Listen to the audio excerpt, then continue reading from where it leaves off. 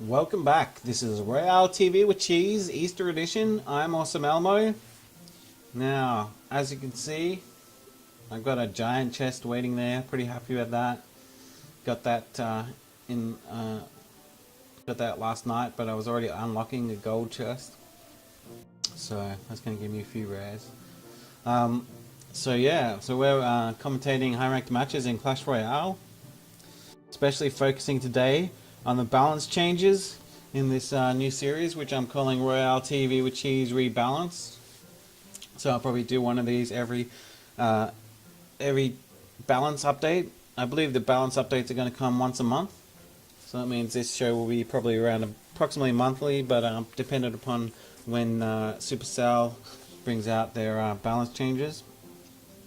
Yeah, so it's been about 3 or 4 days since the balance changes happened, and so we can see now how the high ranked play is developing, and seeing quite a lot of different strategies now. Seeing almost no towers, although the Inferno Tower, however, seems to have regained its place as most popular defensive tower.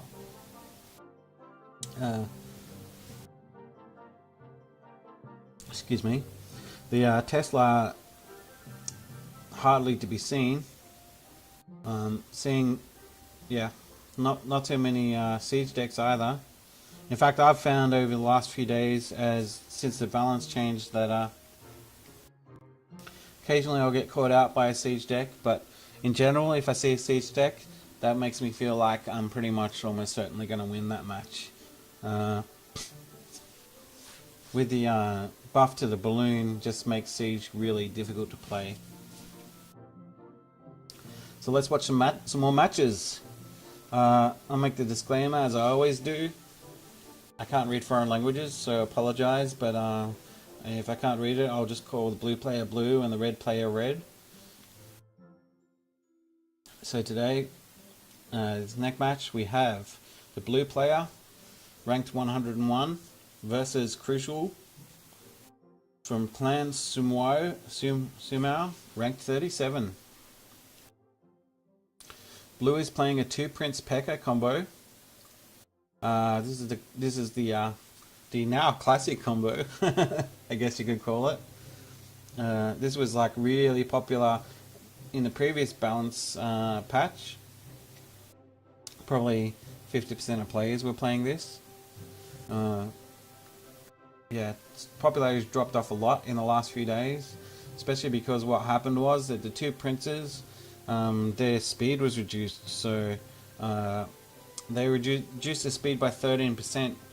Gives players a lot more time to think of a counter, and maybe just give them just that little bit extra elixir to bring out a nice counter to that push.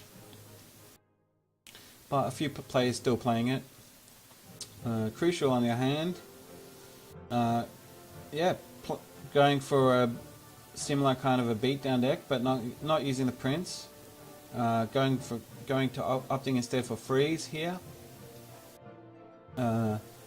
which could give Crucial the edge in this match. To be honest, Crucial, if there's a big melee happening, the freeze could give these units a chance to beat down these other units, turning the tide of battle. And we have the P.E.K.K.A and mini P.E.K.K.A here, mother and son. I apologize, in a previous video I said father and son, but P.E.K.K.A is in fact female. So yeah, let's just watch the match and see what happens.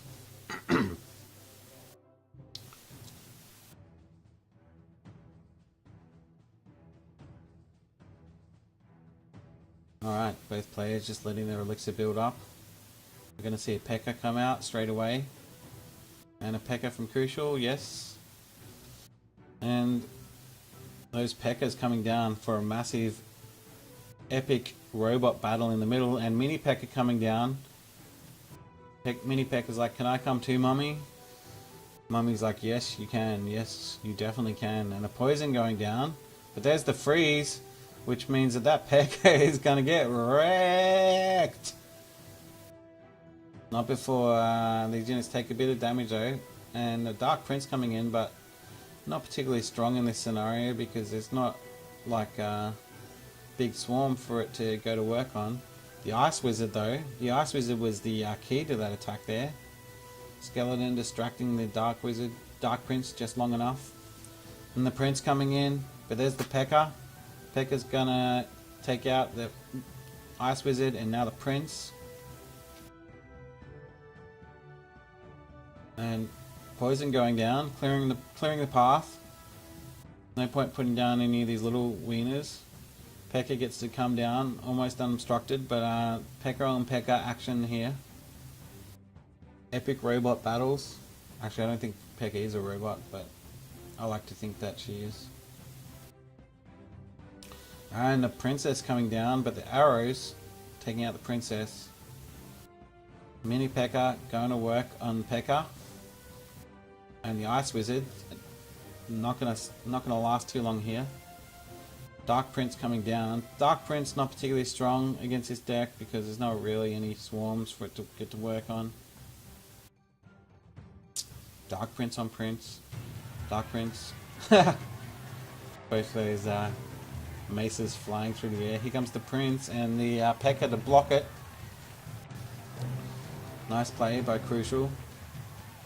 And Crucial gets to bank some elixir, so trying to get some momentum happening for this last minute. Mother and son, there's the freeze. That's going to take down that P.E.K.K.A. But there's still a lot of units here, and here's this Ice Wizard. That's that Ice Wizard being a real problem, but getting taken out by Mini P.E.K.K.A. Alright, now the defensive Prince comes down, but that's going to get blocked by another P.E.K.K.A. Another P.E.K.K.A. coming in. It's P.E.K.K.A. It's P.E.K.K.A. More P.E.K.K.A. P.E.K.K.A. P.E.K.K.A. That's the entire match. I'm just going to say P.E.K.K.A. for the rest of this match. Ice Wizard getting taken out by that mini P.E.K.K.A. So much poison. Poison's taking out those defenses, and this is definitely going to be a tower here. But the counter push down there, oh, but it's game over because we're in overtime. So that means Crucial wins 1-0.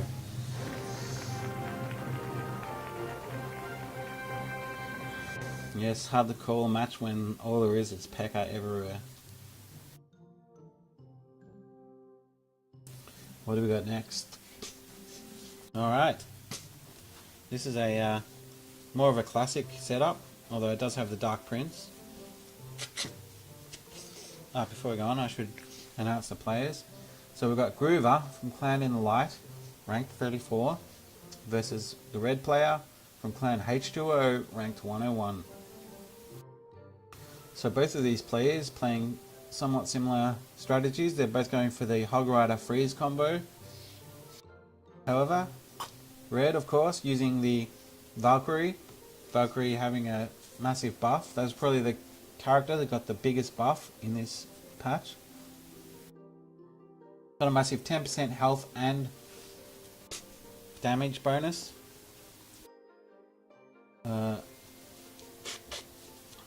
Excuse me. On the other hand, Groover looks like going for a really more of a beatdown with these barbarians and the knight and the Dark Prince. So if Groover can get these all going, probably start with a knight at the back, and as it walks down, add in some barbarians or Dark Prince. Once that's all running down, drop down to poison, Hog Rider, freeze. It's going to make it really hard to defend. As long as Groover can provide enough elixir. On the other hand, this minion horde here is going to be a real problem because, as you can see, not too much anti-air, although the poison is going to be crucial for this strategy because poison will just tear apart these minions. So, let's watch the match.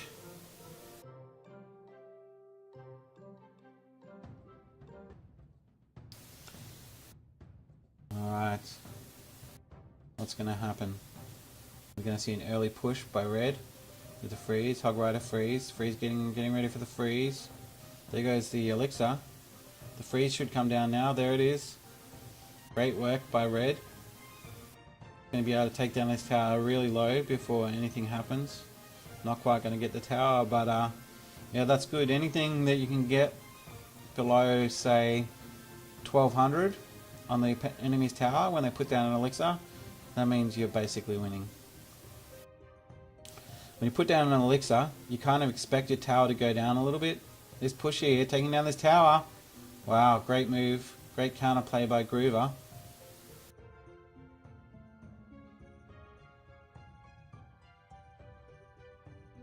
Dark Prince coming in, but that's going to get wrecked by this minion horde.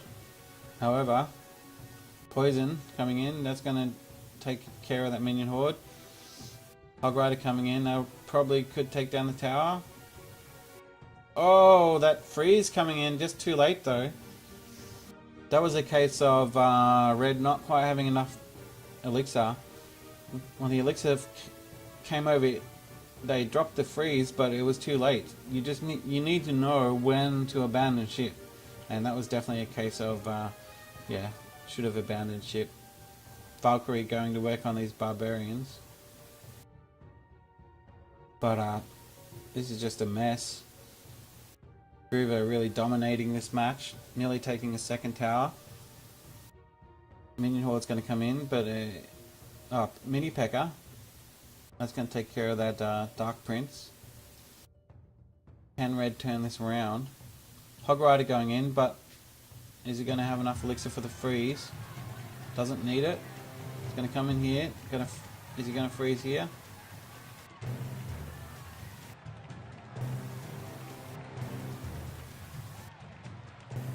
Groover's taking out another tower.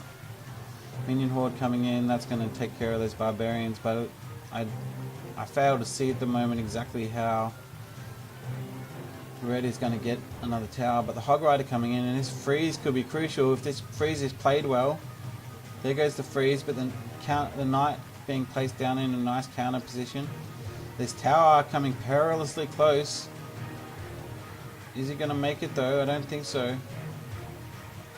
Dark Prince. This Musketeer up the back here is just getting to work on everything. Barbarians. And 5 seconds left. That looks like that's the match. With Groover defeating the red player 2-1.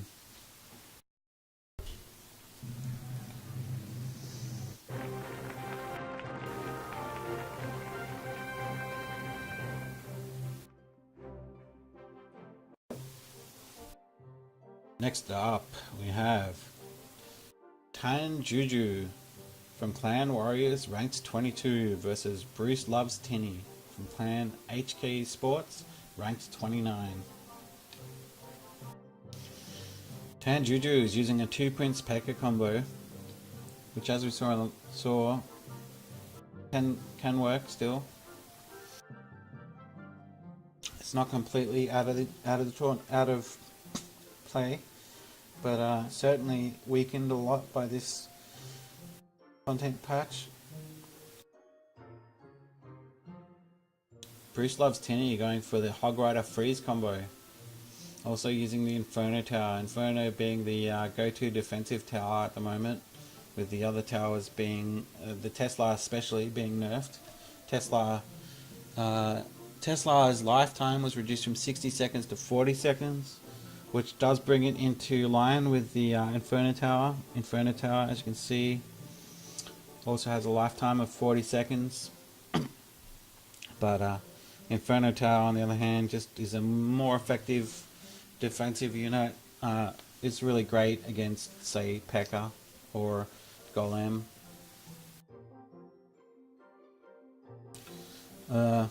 So yeah, hard to say who's going to win this one. I'm gonna make the prediction that Bruce will win, based purely on this poison. It's not too much that's gonna go or cause problems for Bruce. But maybe I'm wrong. Maybe the poison will get to work on the elixirs and whatnot.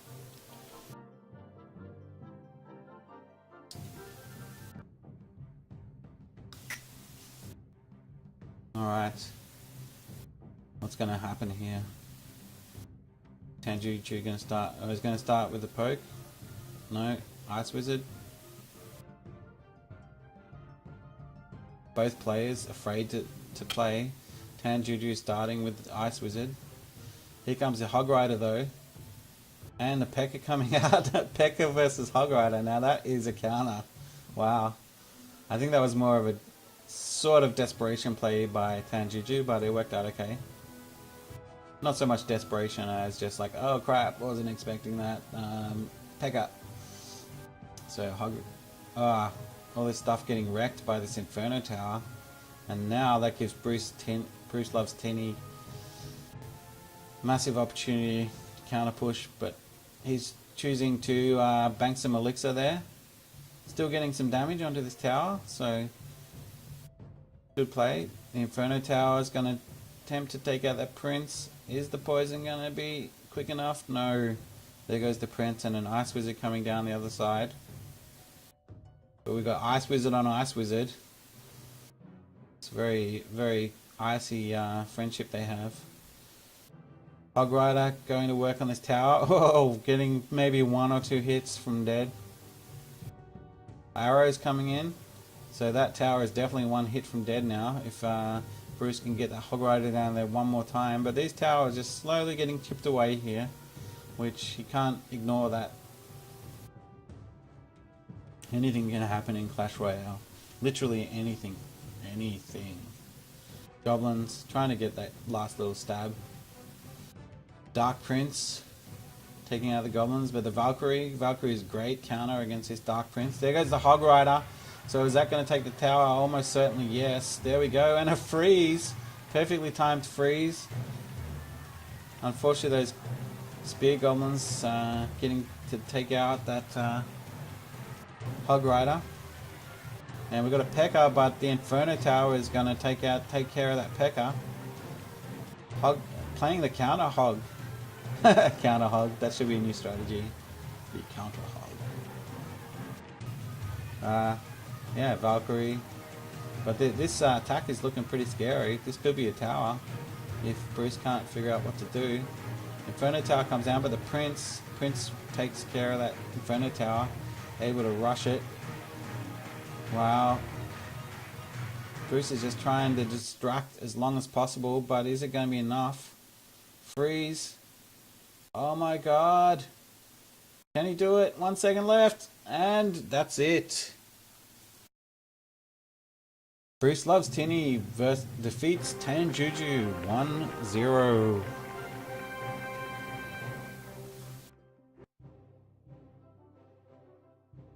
Alright.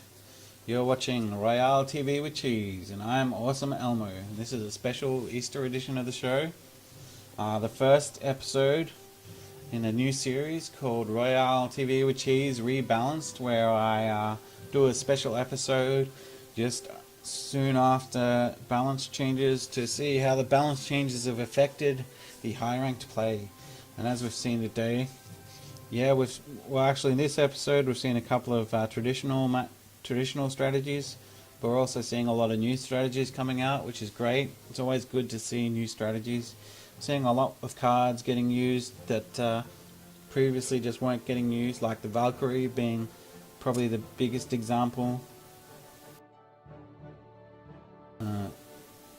Also my favorite, the Three Musketeers, getting occasionally used. It's still not used a lot. It's still not it's not like dominating high ranked play, but definitely getting used more than it was in the past, and quite effectively, mind you. It's definitely a strategy that you can play. In the past, some players would have just used the Three Musketeers for a bit of a lark. So next up, we have the blue player, ranked 47, versus the red player from Clan H2O, ranked 82. The blue player going for a defensive. Wow, this is a really old strategy here. So probably will try to use mini P.E.K.K.A occasionally to try and get some damage on the tower. But what we have here is your strategy that was somewhat popular in the early soft launch days. I don't even really have a name for it, but I guess you could call it the bunker down deck. Well, basically the idea is that you just try and stop the enemy until you can rocket their tower to death.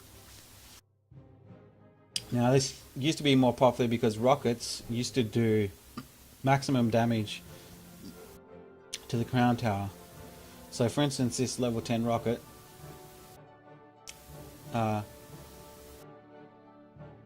sorry, it didn't used to do maximum damage to the crown tower, but it used to do half damage.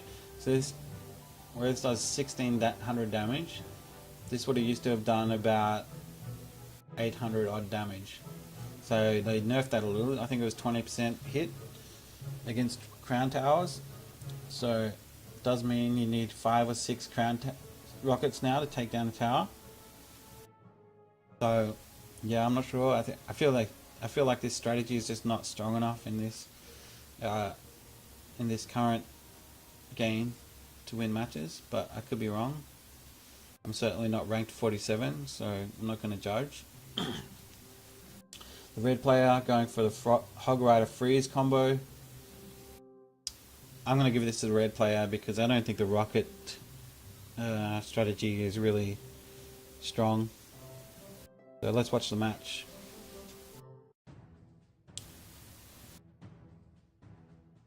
Alright, what's going to happen?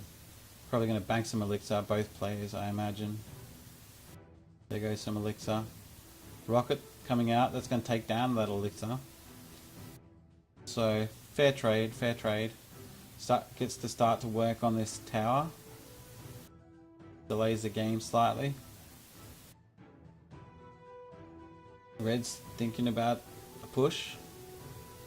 Sends out some minions. Valkyrie getting ready. So this is a really, really strong combo, in fact. Valkyrie tanks. Minions are defended because of the Valkyrie tanking. And the Valkyrie can do the AoE damage. So, great push there. Not going to quite get the tower, but coming within a single hit of taking it down. And the arrows means that Red just needs an arrows to finish his tower off. So Red's at a really strong start. Blue just, I don't see it happening. Like needs 4 more rockets on this tower. With a minute 40 left, it's going to be tough. Going to go for a mini P.E.K.K.A. Try and surround it with some skeletons. Princess is going to come down here. So here's a big attack, but will it be enough? Those barbarians. Oh, nice stun with the zap. But yeah, not really able to get any damage to the tower. Hog Rider coming in. Red's just going to try and focus on this tower now because Red already knows that at any point this arrows can finish this off. There's a bit of a counter attack coming here, but the Valkyrie is going to clean that up good. P.E.K.K.A though.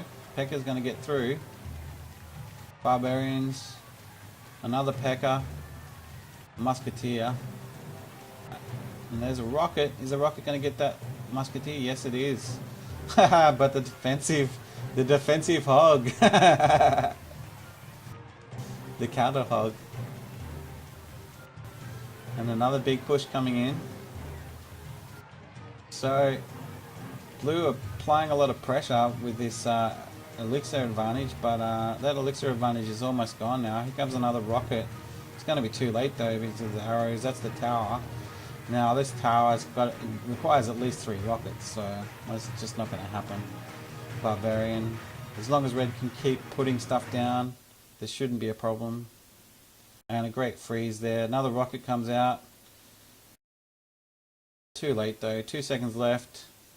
Red defeating Blue 1-0. Interesting to see an old strategy come back though, even though, yeah, it's pretty much not really effective now. Ever since the 20% damage reduction to crown towers, I don't think that direct damage on towers is really something that Supercell wants to see. Alright. Next match we have Zax. This clan, ranked 37, versus the red player from clan 168 Sushi, ranked 87. Zax is playing a siege deck here. So the mortar deck is pretty much taken over mostly from the Expo deck. That was one balance change that I didn't talk about too much. But the Expo, I'll just go and have a look at that card. Where are we? For those that aren't familiar, this card, the Expo. So what Expo does is it does 73 damage per second. What's particularly important about it is its range. Its range is 12. The range used to be 13, which meant you could put the Expo a little bit back from the river and it could still target your enemy's tower. And the strategy was to place down a Tesla in front of the bridge and the Expo behind the Tesla, and possibly some other stuff there like some barbarians or a minion horde or whatever, and basically just make it so that your opponent couldn't get anywhere near the Expo while the Expo takes down the enemy tower from a safe distance. And because its lifetime is 40 seconds and it does 73 damage per second, that's ample damage to take down an entire tower with a single Expo. But what happened in the balance patch was that the range was reduced from 13 to 12. So now the Expo cannot reach the enemy tower unless it's placed right next to the river. Now what this means is that it's quite easy to counter the Expo. You can just drop some barbarians right next to your river and they'll just run up and smack that thing, or a giant, or even a balloon. A balloon could just cross the river real quick, finish that Expo off. So yeah, so we're seeing a lot less Expo decks now.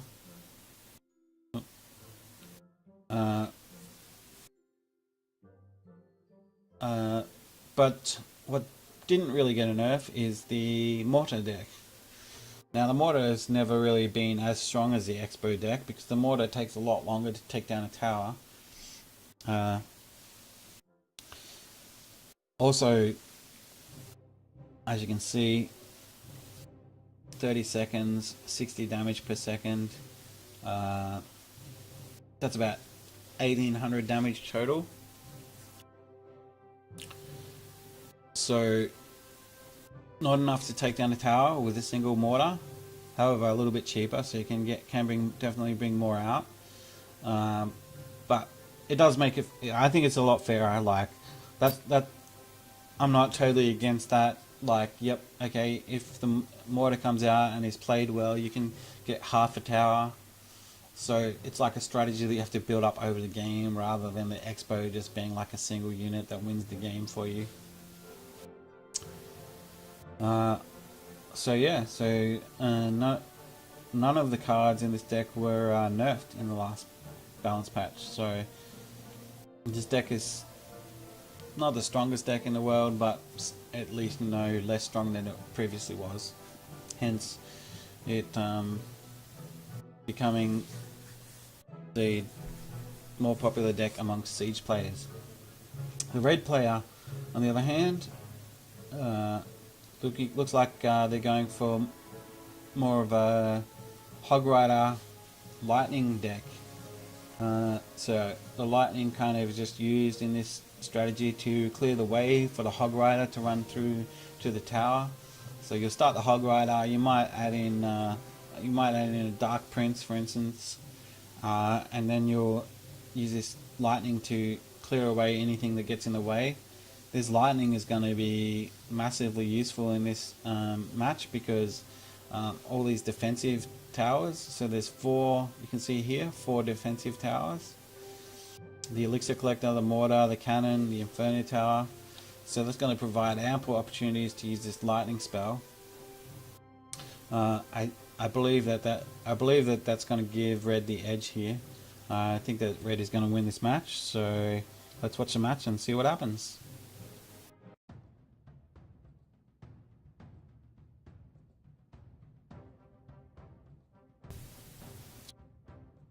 Nice drum beat.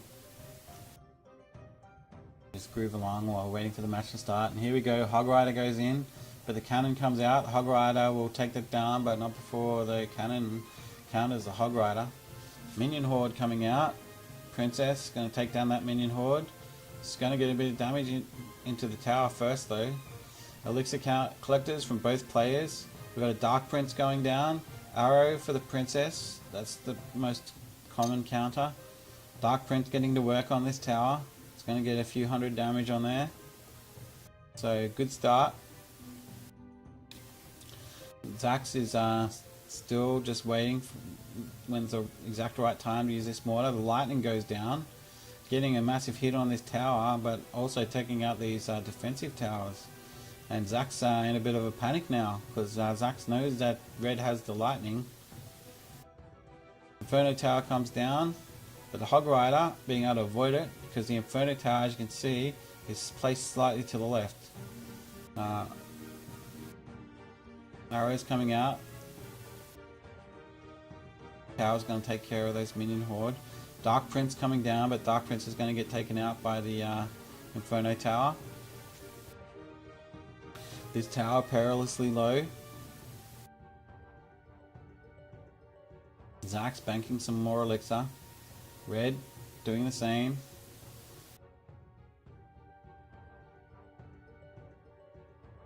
Both players playing the waiting game, just seeing who will do what.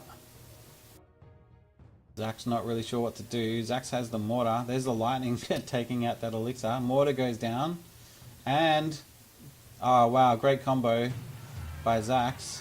The Minion Horde taking care of the Hog Rider. And that looks like that could be a tower. There we go. Wow. That was the perfect timing. Red just got a little bit too keen to counter that mortar, and the Minion Horde came down, and that was it. Barbarian's going to get wrecked by the Minion Horde. But a Minion Horde of Red Zone comes out, so... And the Princess. Princess is going to get countered by Skeletons though. Red needs to make sure that there's a lightning or arrows or something ready to go. Because Red really needs to get this tower before time runs out. There we go, lightning. So we're into overtime. The rocket comes out. His tower is not looking too healthy. This could be a Zax's game. Minion Horde comes out. Arrows. Hog Rider coming in. But until that lightning comes up, it's going to be hard for Red to do anything. That Minion Horde is really a massive problem for Red because Red doesn't have a lot of anti-air. Just the Princess. Princess getting rocketed. That's one dead Princess. I wanted to be a princess till I got a rocket to the knee. Hog Rider comes out. He's going to take care of the mortar. Everything here is just being played more or less defensively now. The Minion Horde's going to come down, but it's going to get countered by the Inferno Tower. Rocket goes out. Not quite enough. So close. 10 seconds left. Can Red survive? It's now a game of survival. Both players, well, Red especially, just seeing if can survive long enough, but the arrows go out, which means Zax wins 2-1. So that siege deck, really the game was won by that brilliant Mortar Minion Horde combo, and Red getting a bit too aggressive to counter the Mortar. So that's a lesson to be learnt there, I think. When playing against the siege deck, when the siege goes down, wait and see. because it is very common to use either minion horde or sometimes, but less so now because of the nerf to the expo, sometimes barbarians.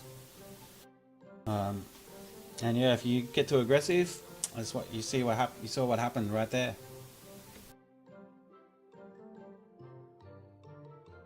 So next up, we have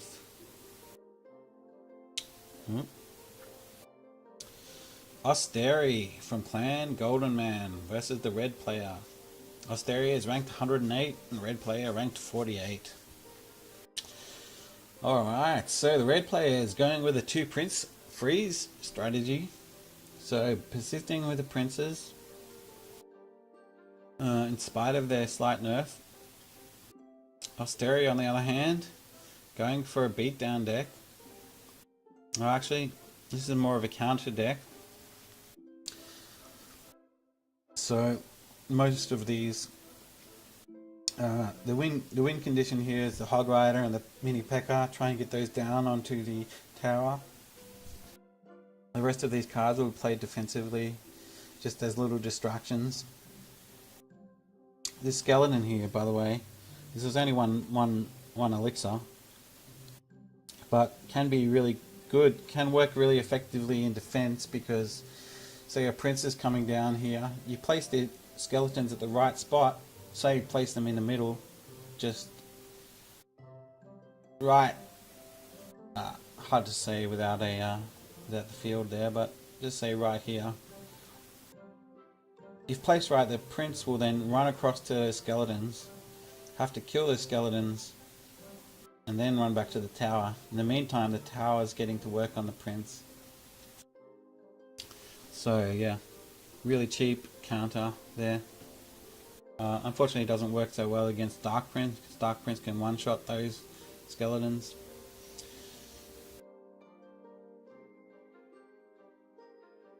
If I have to pick a player, I'm going to go with Osteri, because earlier I was watching a match where a player was playing a counter deck and I thought they were going to lose, and turned out the other way around. So let's see what happens. Thumbs up from Osteri. We don't see a lot of banter these days. We used to see quite a lot, but maybe people are just feeling a little bit too stressed these days as the competition heats up. So early aggression from Osteri, getting to work on this tower. Oh, seem to be having a problem here. Oh, there we go. Not sure what happened there, sorry. But yeah, so the 2 prince attack coming down, doing massive damage to this tower. Minion horde coming out, but they're going to get arrowed. One lone minion dying for the cause. Hog Rider and the princess going again for an attack on the tower. The tower is probably going to go down now. There we go, there it is. So Osteri has a tower. It's 1-0, but the prince coming down. Prince being countered with these wieners, as I was talking about earlier. The ice wizard though is got no problem with wieners. That's probably its best thing to destroy. Mini P.E.K.K.A. getting placed down. Great defense from Osteri. So really at the moment it's up to Osteri to just try and defend, and when Osteri feels that they have an elixir advantage, go for an attack. But this Dark Prince coming down, that's probably going to be a tower there. Minion Horde coming down, but it's a bit too late. Ice Wizard coming in on this tower. Minions get arrowed. Princess is going to take out that Ice Wizard. What's going to happen? Red getting ready for a Prince attack. But yeah. Prince can take out that princess. This could be a tower. This is not looking good.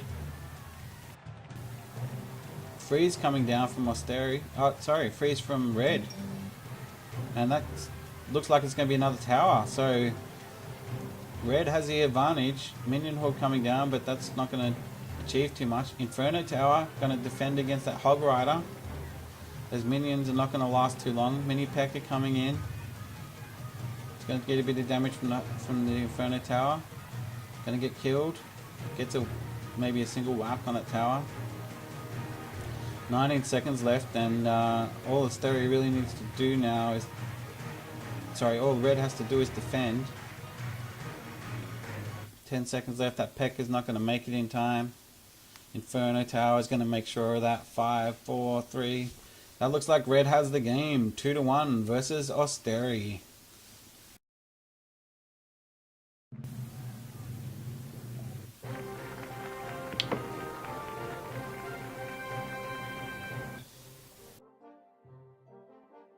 Alright. I think I'll do one more match and then I'm going to call it a day. Thanks for watching. You've been watching Royale TV with Cheese Rebalanced Easter Edition. And I hope you've enjoyed seeing some of these high ranked matches and seeing how the balance has paired out. This last match from the blue player ranked 49 versus CC ranked 116. So we're actually seeing a card that I haven't seen in high ranked play for a very long time, which is the Tombstone.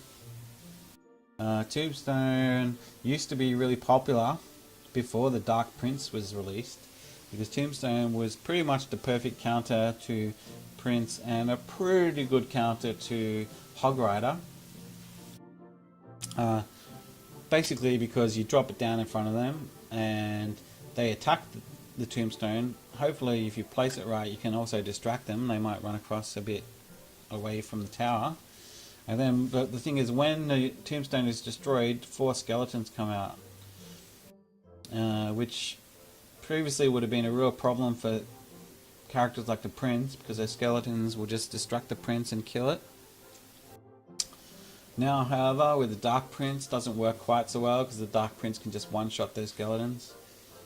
Just a little side note, this used to spawn 6 skeletons in the old days, and I believe it lasted 40 seconds. So, unfortunately it was a victim of some heavy early nerfing, which is why it doesn't get played too much these days. People prefer the Goblin Hut and the Barbarian Hut, definitely much stronger cards. Alright, so look what's going on here. We've got a 2 Prince P.E.K.K.A combo from the blue player, pretty standard. Probably playing the same deck that they were playing prior to the balance changes. CC, on the other hand, is going for a siege deck using the Expo. Alright, so this will be interesting to see, because you will be able to see how the Expo has been nerfed. Whether it works out for CC or not, hard to say. One good thing in CC's favour is that blue doesn't have the big counters to the Expo, doesn't have the giant, doesn't have the balloon, doesn't have the rocket or the lightning. So that gives CC a chance here. That being said, I'd have to say that blue has the better chance of winning here, just because of the nerfing of that siege deck, but let's see what happens. So blue's going to really, once blue figures out that this is a siege deck, blue's probably going to have to keep that Prince for countering that Expo. But let's see, going to put down some elixir. CC starting with the Valkyrie, going to try for an early push. Probably maybe add some barbarians or perhaps minions.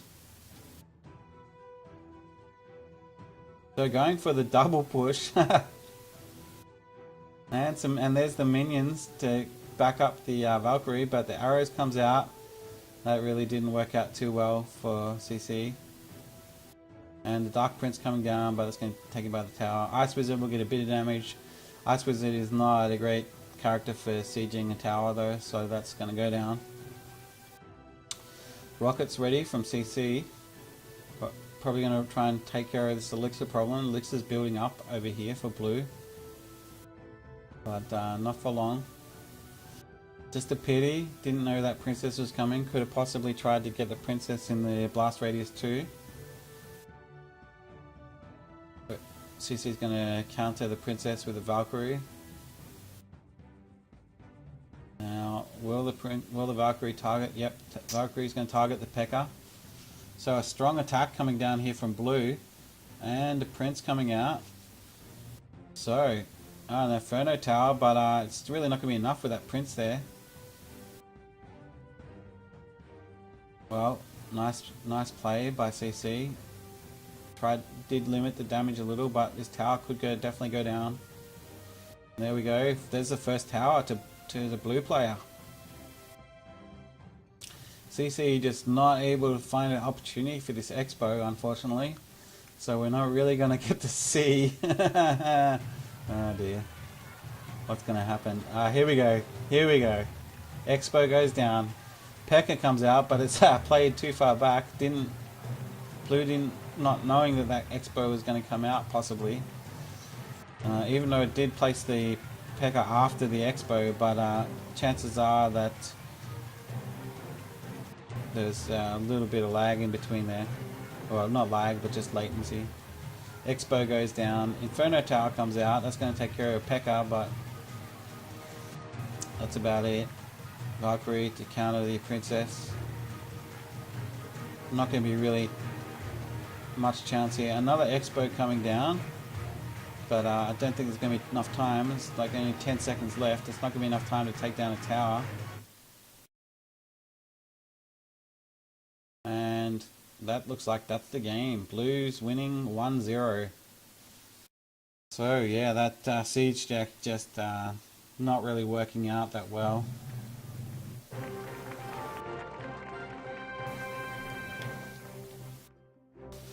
So thanks for watching. You've been watching Royale TV with Cheese Rebalanced. Hope you enjoyed the show. Hope you enjoyed the slightly more focus on some of the numbers and strategy, and let me know in the comments below what you thought, whether you'd like to see me talk more or talk less, or what you'd like to hear. And thanks for watching this Easter edition of Royale TV with Cheese. I'm Awesome Elmo. Please like and subscribe for more. Thanks for watching.